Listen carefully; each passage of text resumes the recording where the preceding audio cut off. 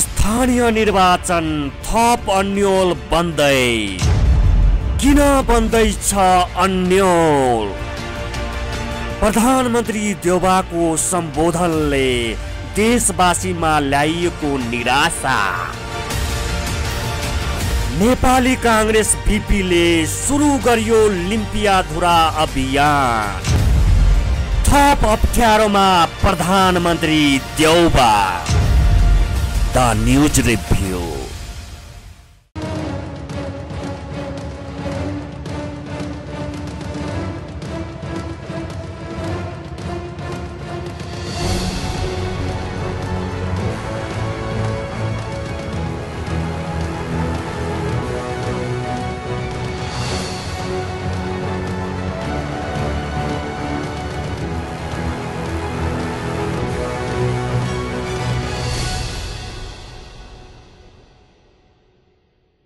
दर्शकवृन्द नमस्कार। खास न्यूजको बहुकोणीय चिरफार गर्ने कार्यक्रम द न्यूज रिभ्यूको आजको अङ्कमा स्वागत छ। म रिचा दाहाल। प्रधानमन्त्री शेरबहादुर देउवाले गत शुक्रबार देशवासीका नाममा गरेको सम्बोधनमा 1 वर्षभित्रै 3वटै तहका निर्वाचन गराउन सरकार कटिबद्ध रहेको बताउनु भएको छ।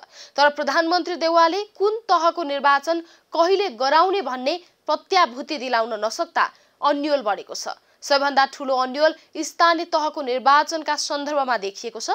संविधान र कानूनमा स्थानीय तहको निर्वाचन कहिलेसम्ममा गराउनु पर्ने भन्ने अन्यल रहेको दाबी सरकार र सत्तारूढ दलहरूको छ। स्थानीय तहका सरकारहरूको कार्यकाल तथा म्यादका सन्दर्भमा कानून व्यवस्थाहरू नै अन्यल देखिएका छन्।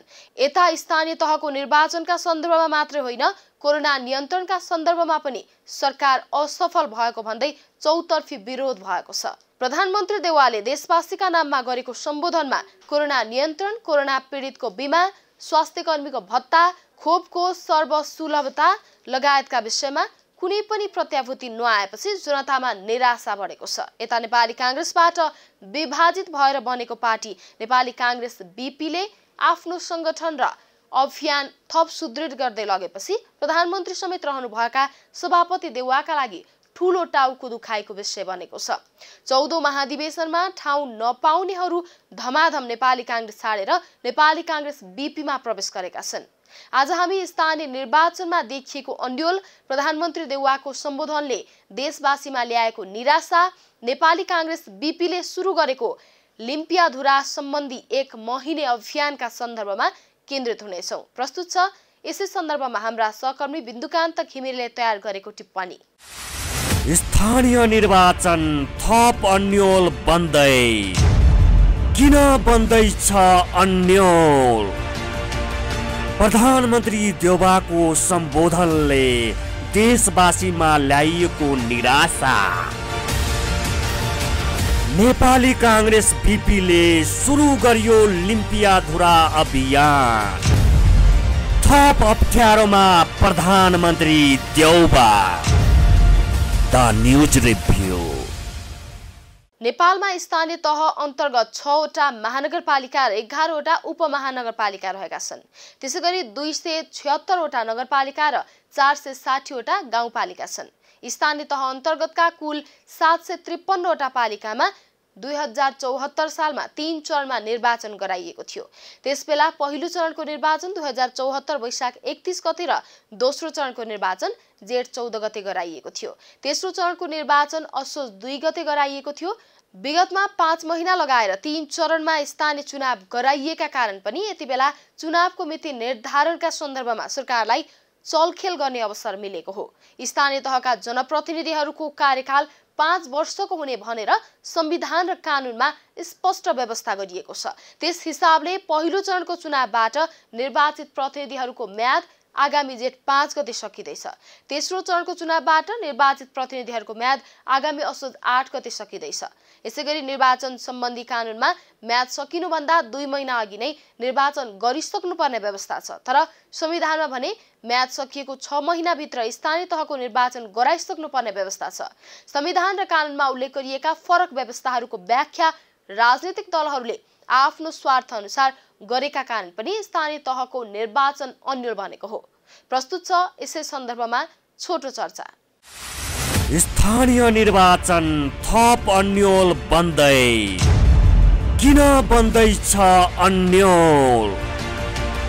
प्रधानमन्त्री देउबाको सम्बोधनले देशवासीमा ल्याइएको निराशा।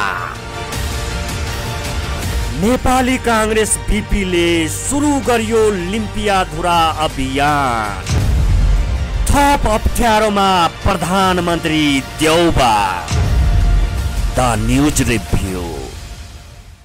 स्थानीय तहको निर्वाचन कानुनी मामिला हो कि राजनीतिक मामिला हो भन्ने सन्दर्भमा अन्यल उत्पन्न भएको छ।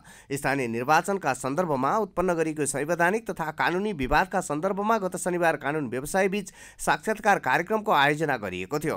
उक्त अवसरमा वरिष्ठ अधिवक्ता डाक्टर सुरेन्द्र महतले स्थानीय निर्वाचन सम्बन्धी कानुन नै त्रुटिपूर्ण रहेको बताउनुभयो। वरिष्ठ अधिवक्ता महतले भन्नुभयो, योभन्दा अघि जुन जुन मितिमा चुनाव भएको थियो त्यही मितिमा स्थानीय तहको चुनाव गरिनुपर्छ।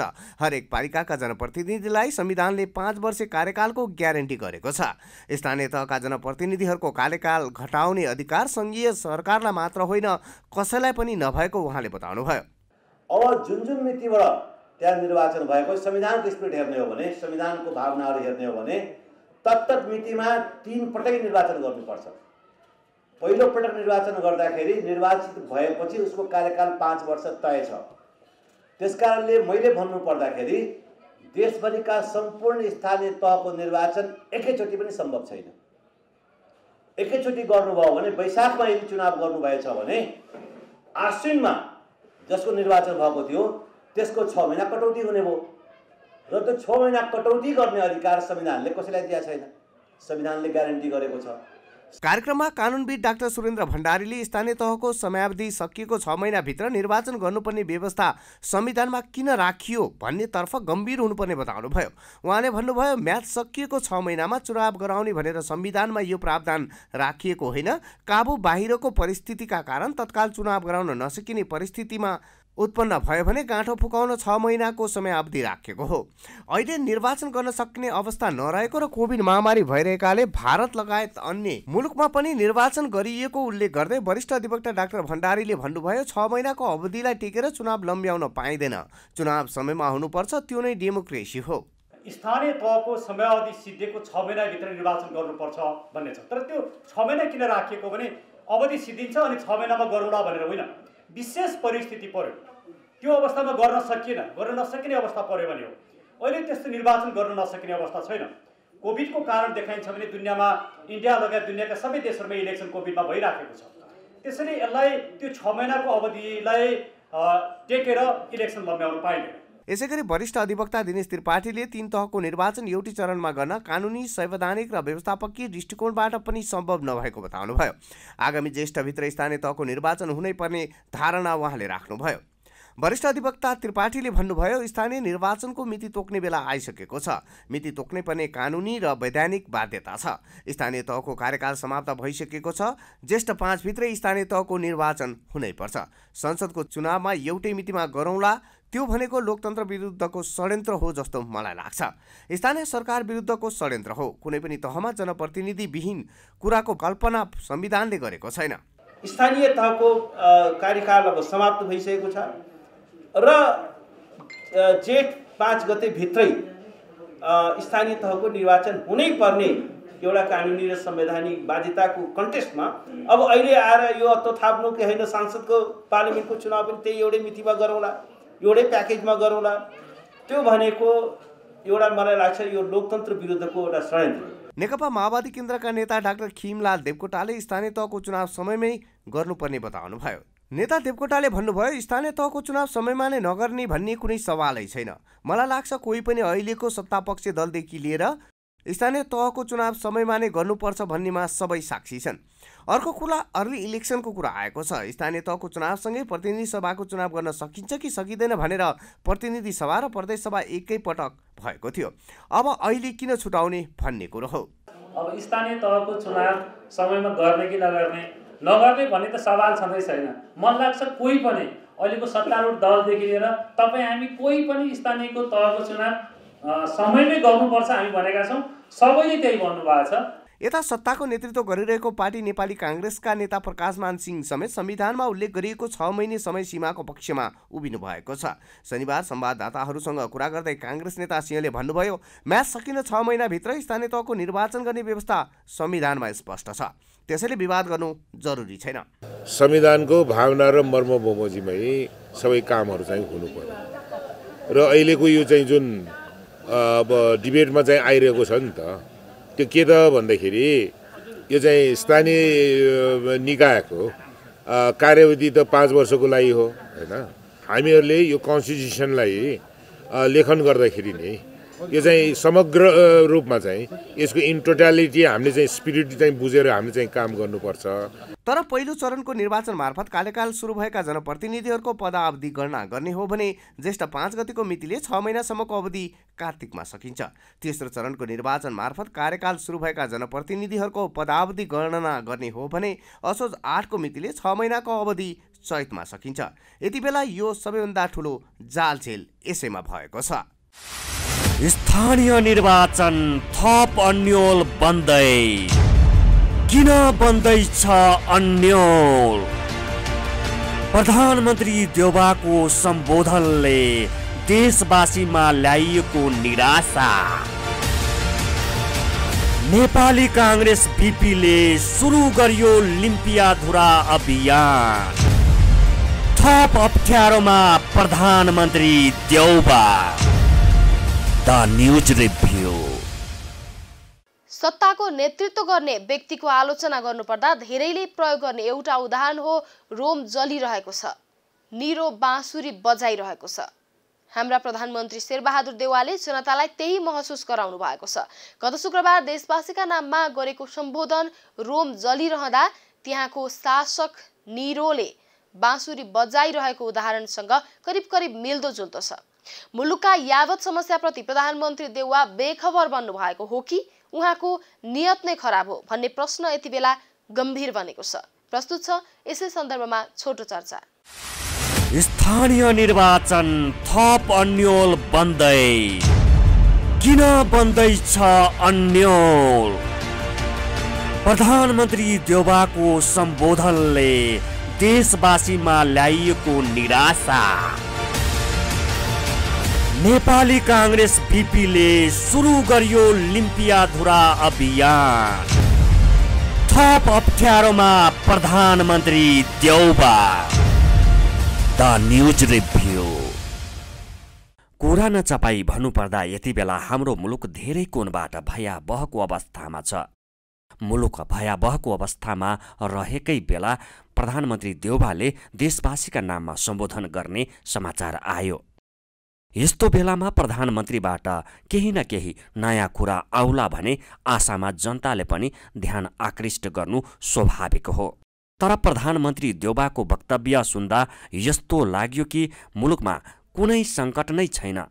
देउबा प्रधानमन्त्री भएपछि त मुलुकले सबै क्षेत्रमा तरक्की नै तरक्की गरेको छ।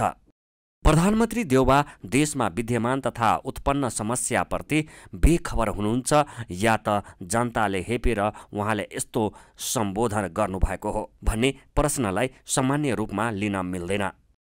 यति बेला निकै नै भयावह रूपमा रहेको कोरोनाकै समस्यालाई लिउँ। आर्थिक अभावमा जनता परीक्षण गर्न नै जान छाडेका छन्। बिरामी जनता अस्पताल जान छाडेका छन्। पीसीआर गरेका मध्ये करिब 60% कोरोना पोजिटिभ देखिएको छ। औषधि पसलहरूमा सिटामोल समेत छैन। 60% जनता अझै पनि खोप लगाउनबाट वञ्चित रहेको कुरा प्रधानमन्त्री देउबाले वक्तव्यमा नै उल्लेख गर्नुभएको छ। तर प्रधानमन्त्रीले संशोधन गरेकै दिनदेखि सरकारले अत्यावश्यक सेवा लिन जाँदा समेत खोप कार्ड अनिवार्य गरेको छ। अब 60% जनताले अति आवश्यकीय सेवा नलिने त भन्ने प्रश्नलाई नजरअन्दाज गर्न मिल्दैन। सरकारले दैनिक 1,60,000लाई खोप लगाउने गरेको तथ्याङ्कमा देखिन्छ। यस हिसाबले पूर्ण मात्रा खोप लगाइसक्न अझै 4 महिना लाग्ने स्पष्ट छ। खोप केन्द्रमा देखिएको भिडभाड हेर्ने हो भने खोप केन्द्र नै संक्रमणको थलो बनिरहेका छन्। तर खोप केन्द्रको विस्तार गर्ने, नागरिकहरूलाई सहज र सरल ढङ्गले खोप प्राप्त गर्ने वातावरण बनाउने र वृद्ध, गर्भवती महिला, बालबालिका, अपाङ्ग र अशक्तहरूलाई घर घरमै खोप सेवा पुर्याउने कार्य योजना प्रधानमन्त्री देउबाको वक्तव्यमा छैन। 24 लाख डोज खोप गायब भएको र थप 20 लाख डोज खोपको तथ्याङ्क नै नभेटिएको स्वास्थ्य मन्त्रालयको भनाइ छ। तर यसको खोजी नीति गर्ने र गल्ती गर्नलाई कारबाही गर्ने कुरा प्रधानमन्त्री देउबाको वक्तव्यमा छैन। लाखौं नागरिकले पाउनुपर्ने कोरोना बिमा बापतको रकम बिमितहरूले कहिले पाउँछन्? एक शब्द पनि बोलिएको छैन। आफ्नो ज्यानको जोखिम मोलेर कोरोना संक्रमितको उपचारमा खटिएका स्वास्थ्यकर्मीहरूको प्रोत्साहन भत्ता किन रोकिएको हो? कहिलेदेखि पाउँछन् उनीहरू भत्ता भन्ने सन्दर्भमा पनि प्रधानमन्त्री देउबाले केही बोल्नु भएन। सम्बोधनको क्रममा प्रधानमन्त्री देउबाले अबको 1 वर्षभित्र 3 वटै तहको निर्वाचन गराइसक्नुपर्ने संविधानमा रहेको व्यवस्था उल्लेख गर्न छुट्याउनु भएन। तर संविधानले निर्धारण गरेको यो दायित्व वर्तमान सरकारले पूरा गर्न सक्छ भनेर जनताले पत्याउने आधार प्रस्तुत गर्न सक्नु भएन। कोरोना विरुद्धको खोप लगाउने गति यस्तै हुने हो र खोप केन्द्रहरू यसरी नै संक्रमण वृद्धिको कारक बनिरहने हो भने आगामी जेठभित्र स्थानीय तहको निर्वाचन सम्भव छैन। त्यसपछि त वर्षा सिजन सुरु भइहाल्छ अनि दशैं तिहार जस्ता चाडपर्व सुरु भइहाल्छ अनि कसरी सम्भव हुन्छ अबको 1 वर्षभित्र 3 वटै तहको निर्वाचन? 2074 सालमा 3 वटा तहको निर्वाचनका लागि राज्य कोषबाट करिब 62 अर्ब रुपैयाँ खर्च भएको थियो। यसपटक 1 खर्ब रुपैयाँ हाराहारीमा खर्च हुने सम्भावना छ। तर मुलुकको अर्थतन्त्र इतिहासमै सबैभन्दा सङ्कटपूर्ण बनिसकेको छ। प्रधानमन्त्री देउबाले विकास निर्माणले गति लिएको दाबी आफ्नो वक्तव्यमा उल्लेख गर्नुभयो। तर कार्तिकदेखि नै सुरु हुनुपर्ने मेलम्ची खानेपानी आयोजना मर्मतको काम अझै सुरु भएको छैन। रकमको अभावमा काठमाडौँ निजगढ द्रुतमार्ग लगायतका राष्ट्रिय गौरवका कैयौं आयोजनाको काम अघि बढ्न सकेको छैन। परराष्ट्र मामिलाको कुरा गर्ने हो भने भारतका प्रधानमन्त्री नरेन्द्र मोदीले नेपाली भूमि लिम्पियाधुरा सडक निर्माणको काम सम्पन्न गर्न लागेको सार्वजनिक रूपमा बताइसक्दा त्यो भूमि हाम्रो हो भनेर पत्र पठाउने हिम्मत पनि प्रधानमन्त्री देउबाले जुटाउन सक्नु भएको छैन। न छिमेकी मुलुक चीनसँग सम्बन्ध सुधार गर्न सरकारले सकेको छ, न अमेरिकासँगको सम्बन्ध बिग्रिनबाट रोक्न सरकारले सकेको छ। अधिकांश मुलुकहरू राजदूत विहीन छन्। भ्रष्टाचारका नयाँ प्रकरणहरू सतहमा आएका छन्। कम्तीमा पनि वर्तमान प्रधानमन्त्री देउबाले पूर्ववर्ती प्रधानमन्त्री केपी शर्मा ओलीले जस्तो देश र जनता सामु झुठो बोल्दैनन् भने जनविश्वास थियो। तर देउबाले शुक्रबारदेखि नै त्यो जनविश्वास पनि गुमाउनु भएको छ। स्थानीय निर्वाचन थप अन्यल बन्दै किन बन्दैछ अन्यल? प्रधानमन्त्री देउबाको सम्बोधनले देशवासीमा ल्याइएको निराशा। नेपाली कांग्रेस बीपीले सुरु गर्यो लिम्पियाधुरा अभियान। थप अप्ठ्यारोमा प्रधानमन्त्री Deuba. The news review.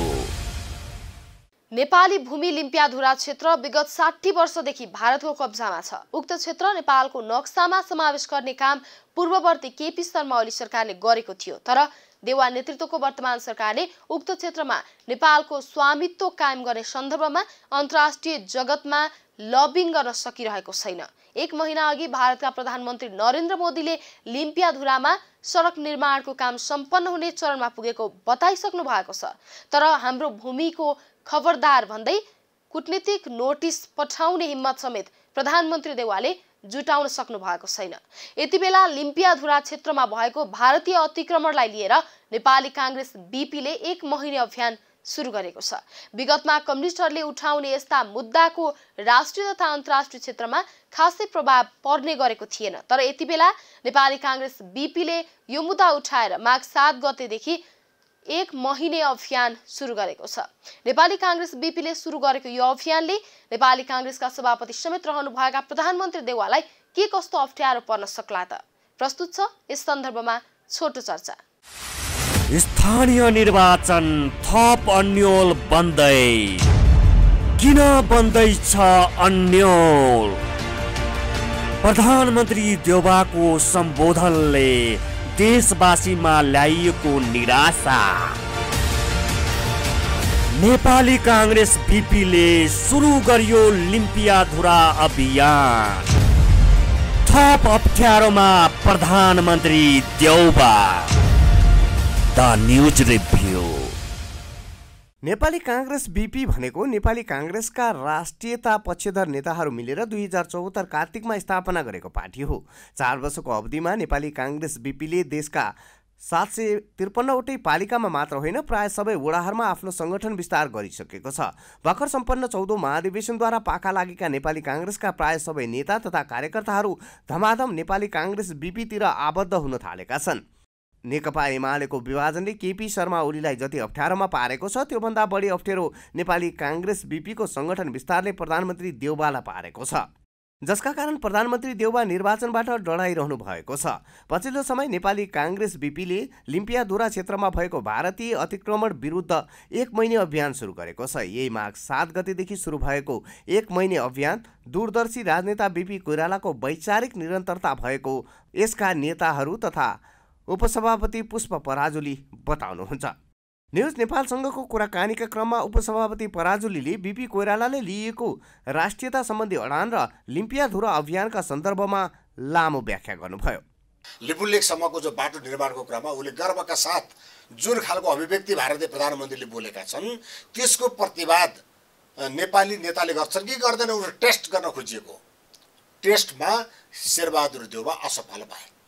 Sher Bahadur देउवालाई उले लिन खोजेको टेस्ट मोदी सफल भयो र शेरबहादुर देउवा असफल भए। स्थानीय निर्वाचन थप अन्यल बन्दै किन बन्दैछ अन्यल? प्रधानमन्त्री देउवाको सम्बोधनले देशवासीमा ल्याइएको निराशा। नेपाली कांग्रेस बीपीले सुरु गर्यो लिम्पियाधुरा अभियान।